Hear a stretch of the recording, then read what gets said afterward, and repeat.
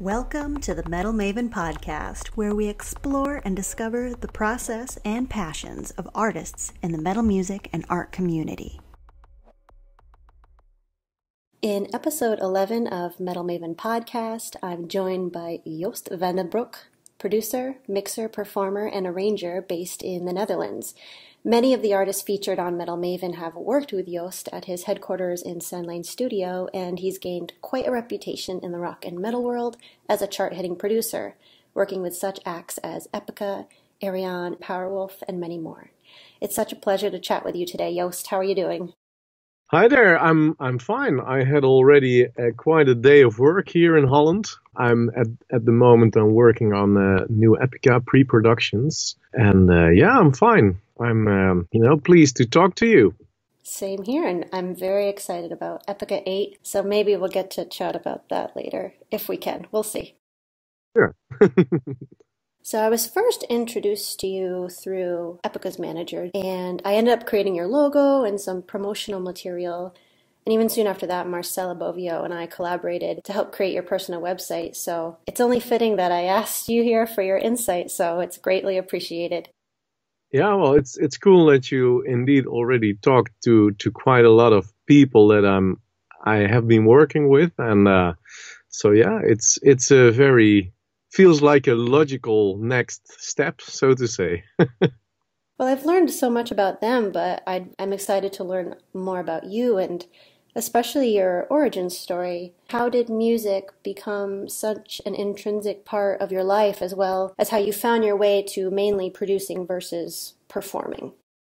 Well, actually, like a lot of musicians, I started out really young, right? So when I was at the age of 6, I think I did some general musical class, and I was introduced to a lot of instruments. I remember really enjoying myself, being, very interested.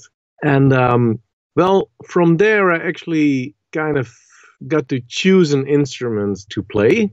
And I actually wanted all kinds of instruments where I was still too small for, or I didn't have enough air to, like for a big saxophone to play, or I wanted to play double bass, I was too small. So I thought, okay, maybe it's really cool to play piano, because I always liked the fact that it sounds very complete. It's not just a solo instrument.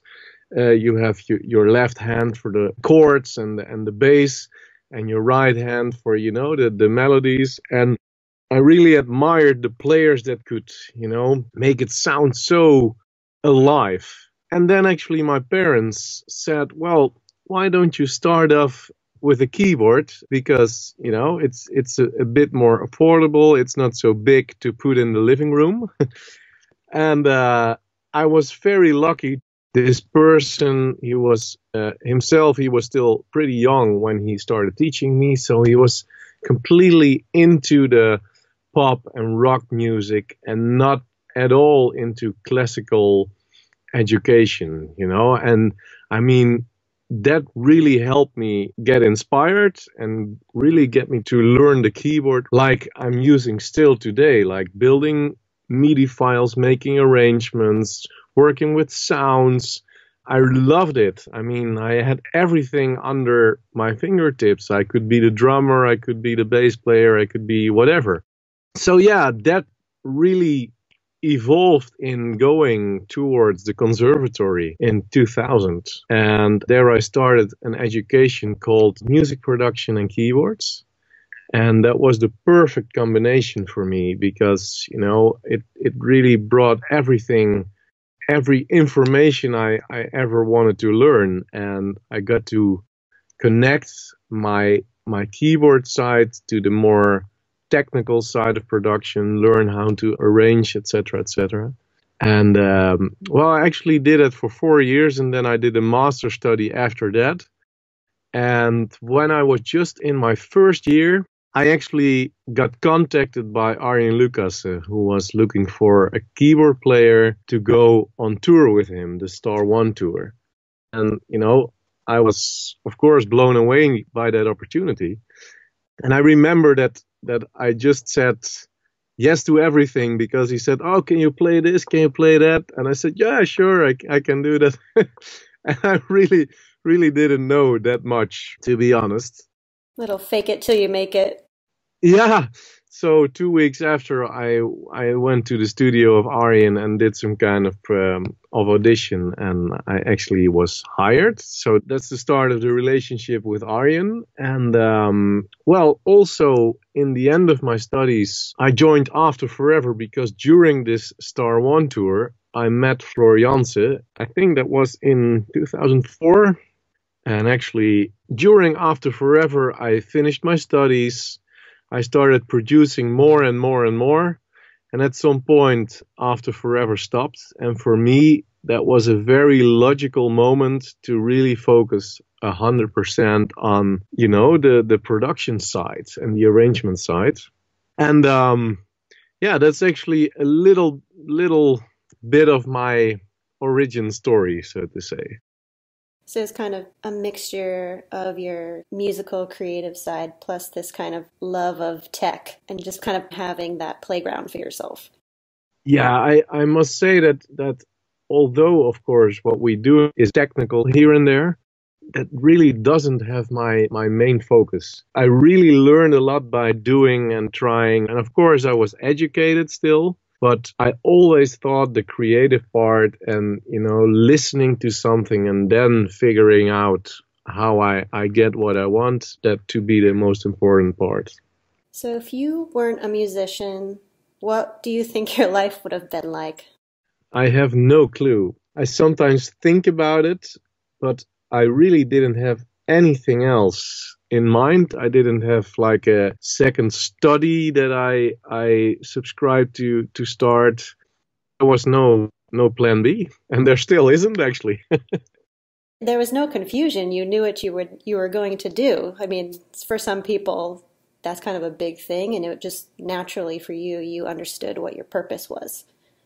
Yeah, I think so. But then again, back then I was just going with the flow, and my parents supported that. And yeah, I just thought this is what I want to do. And I was in a way confident about it. I don't know. Maybe I was very naive also. I think you just followed your intuition. Like just you followed what you were naturally happy doing, and it hasn't failed you. No, well, I'm literally every day I'm very thankful for everything that I can do, and I'm very pleased to see it's still growing, and the projects that I'm able to do are still growing, and quality is growing, and it's really cool. I'm very happy about it. So, in regards to your work at Soundlane, what is your intake process? How do you decide whether a band is the right fit to work with you? Well, it can be multiple things, but for sure, I think they have some kind of a drive that I recognize and can really make progress. They have to have some kind of mindset, to come here and think, okay, we're here to start an adventure and we're really going all in. And of course, I need a basis quality of musicianship and songs. It's quite a list, I must say. And of course, I get quite a lot of messages of bands that, oh, can you mix this? Can you arrange that? And sometimes they feel like, he can do some kind of magic, but I really can't. I became trained in coaching people, in guiding them towards a goal that we set. And I have a lot of tools to reach that goal. But still, I need good people to work with a good mindset, with a lot of qualities. And also, I'm always looking for, does it make sense that we make this album, that we make this EP or this single? I really am not inspired when I feel, okay, this is just another thing and okay, let's do it. And it sounds like anything else. So, working with as many artists as you do, how do you enhance or maintain their signature sound? I know with every album, bands usually want to improve themselves. So, how do you help facilitate that need? Well, I try to invest quite a lot of time in getting to know the band really well. So there's a lot of communication involved, so to say. And then I can dig into this band, into the material, and see where it's at that moment, where we need to go to, and whatever is necessary, we'll try to make that happen. So sometimes it's a very process-based kind of production. So I'm really, there for a lot of overview, for a lot of guidance. Sometimes it's really also diving into the song material, adding arrangements, searching for the right sounds that they've never really found. So it can be anything, but it's really, the basis is getting to know this band, getting to know their ambition, getting to know their style, and what would be their next step, and try to see a path there. Try to see the goal and what's necessary. And that can be anything. So, for instance, Epica, you are currently doing pre-production for their 8th album. So relating to the prior question, you're working with an established band, and I know you can't reveal a lot of details, but would you be able to speak on how you aim to bridge their prior work with the next echelon they want to reach? With Epica, most of the band members are also composers at this moment.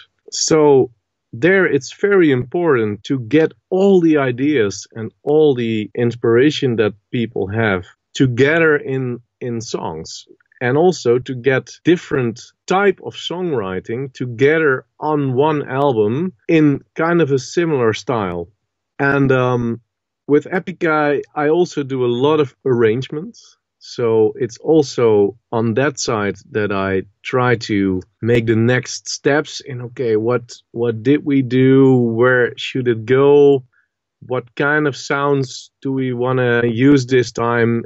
It's very much optimizing the process. The people of Epica don't really live close together, so you need to make a system that works for them to be creative, to make good planning, when we are together, to get a very productive moment there, and also do a lot of file administration to, keep the overview. So it's on many aspects that I really try to make this process go smooth. But of course, I'm also musically very involved in arrangements, in getting the songwriting together, in creating vocal lines together with the singers. With Epica, I'm involved in a very wide range of things to do. So, working with artists, what is the natural flow of your week? Do you intensely focus on one project, or do you take on a larger capacity of work and divide your time accordingly? It depends a little bit. I mean, with Epica, everyone, when they come to the studio, they're here like separate for a day, and sometimes 2 or 3 days, and then I'm kind of fully focused on working with them, getting the most productive moment there. But like today, I had a meeting first with Ayreon. Yesterday we announced a festival show that we're going to play with Ayreon. And after that I actually started arranging for a song for Epica, which I'm still working on. And in the meantime, I do emails, I do phone calls, I do a lot of things because I'm always involved in more project planning and, a lot of communication. Also, a lot of questions come to my emails and I have to answer them, and then people can move on again. And of course, when I'm in recordings, that's the whole day recording. So we normally start at 10 a.m. and then we work, let's say 8 hours, maybe 10. It depends a little bit. Vocal recordings you do a little bit shorter, but guitar recordings go on much longer. So, stuff like that. So there's many aspects of the work you do, but do you have something specific that really connects with you and feels effortless? Well, one of my favorite things for sure is making arrangements and building the sound. That's really one of my favorite things because then I'm really in my own world and I have a lot of tools and the opportunities are endless. That's probably one of my main things that I really enjoy.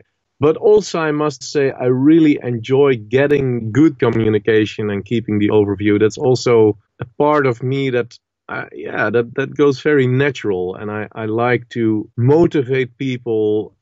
So yeah, those two things are probably my most favorite aspects. You just recently announced a new Into the Electric Castle show. You organize all of the Ayreon events. I know you were lead producer for Ayreon Live in 2017, and all of those shows sold out, and it gained quite a reputation as a highly acclaimed performance. So you make what looks like a daunting task seem effortless. At the same time, you're also performing in this as well. So how do you manage an event like this and prepare to perform in it as well?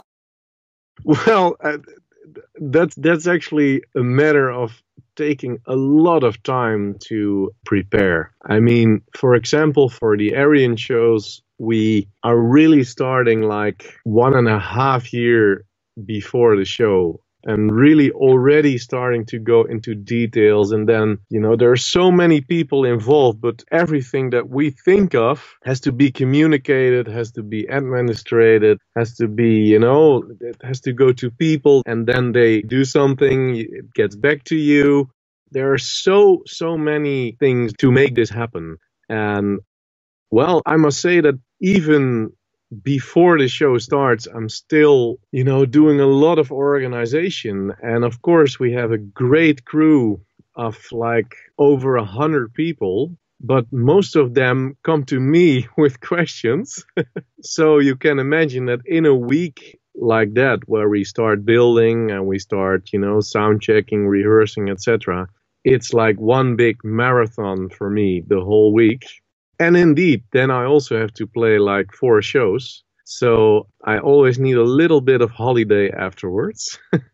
But I really enjoy that you work really hard on all the details, going from the smallest thing that you thought of till the biggest thing that you see on stage, getting all these details correct and making them work. And it's a real pleasure. And of course, then when the place is sold out and the people, the fans of Ayreon are so dedicated and so thankful, I mean, it's just a very special thing that I'm very honored to do, I must say.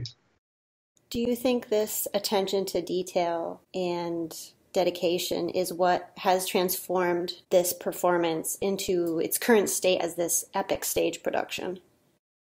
Well, yeah, I think so. We do things like last September, we built the whole castle. That is something that you work on like for months, so to say. So you have to have the right design, the right construction. There were like 4 different companies involved in making this castle and getting the LED screens in and making them move. And so, yeah, it's a lot of work and a lot of communication and a lot of different people that are involved. So, yeah, that kind of results in something that's not just another gig, setting up drums and having a guitar, and that's it. So we go way further, and I think we didn't reach our peak yet, so to say. We still have a lot of ideas what we want to do and what we want to try. So, yeah, it's very exciting. So for this new show, Into the Electric Castle Live, that you announced, I just wanted to add a little more detail for the listeners, is that it's a headliner for Night of the Prague Festival this July in Germany. It will take place at the Lorelei Amphitheater. It's absolutely gorgeous. It's a UNESCO World Heritage Site. I mean, how epic.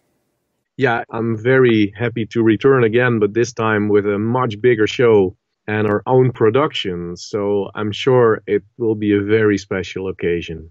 With Ayreon, we are actually really not a festival act, so to say. So in 2018, we played a headline show at Graspop, but I mean, that was more just a big festival with a big show with a lot of pyro. And Into the Electric Castle is a bit more of a dynamic show, not so metal. And I think it will come across really well on the Lorelei stage for the fans. Yeah, it's cool. I think we're going to build a very special show there. I was wondering how that was going to work in a festival setting, but then I saw the stage and I was like, this is going to be beautiful. It's going to be like open air, gorgeous experience for everyone. So should fans expect any surprises for this experience? Yes, we will have a few surprises there, but obviously I can't say a lot of that yet. But we are thinking about a few special things. We also don't want to repeat of course, it's Into the Electric Castle, so it's people know what the music is. But we don't want to really repeat the show as it was, so because we are, open air. We have a different kind of stage.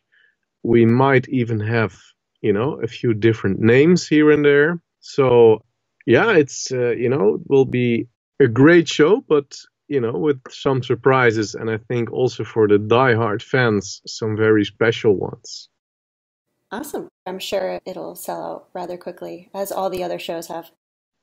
I hope so. I especially hope so for, the festival promoter. Normally, of course, we do all the ticketing and promotion and everything ourselves.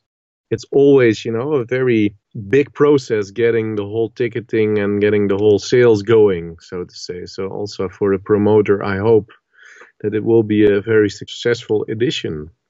So do you have your vacation plans or holiday plans all set for after this show? Well, I must say that in a way, I hope that this festival show, because we have started pretty early with the preparations, and of course, we're still very fresh from the last show this September. I feel that, but maybe I'm a bit naive. I feel that it's going to be okay.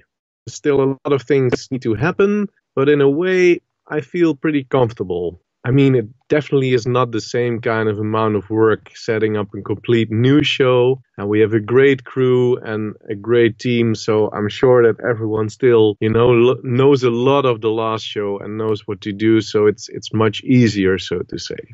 Oh, I'm sure it's going to be. I know there's always a few hiccups and things that occur, but I think it's going to go smoothly.